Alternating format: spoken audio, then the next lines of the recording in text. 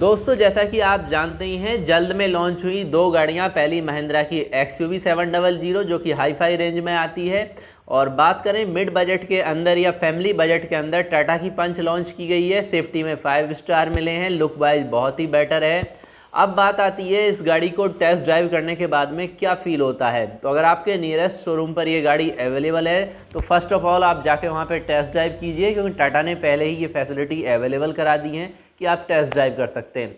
उसके बाद ही आप इंजन के बारे में और उसकी पावर के बारे में काफ़ी अच्छे पॉइंट्स हैं जिन्हें आप जान पाएंगे। खासतौर से ग्राउंड क्लियरेंस हमें इसका सबसे बेस्ट पॉइंट यहाँ पर नज़र आता है, तो अवश्य जाके आप देखिएगा एक बार।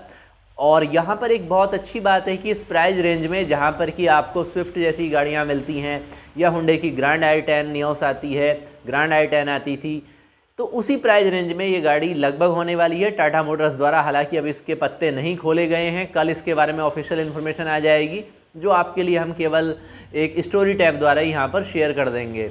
आपके हिसाब से वैसे क्या प्राइस इसका होना चाहिए, जो इसके फीचर्स हैं या इसके बारे में जो बातें चल रही हैं उनके आधार पर? तो आप पूरा रिव्यू देखिए और लिखिए आपको गाड़ी कैसी फील होती है, खास तौर से इंटीरियर और एक्सटीरियर देखने के बाद में।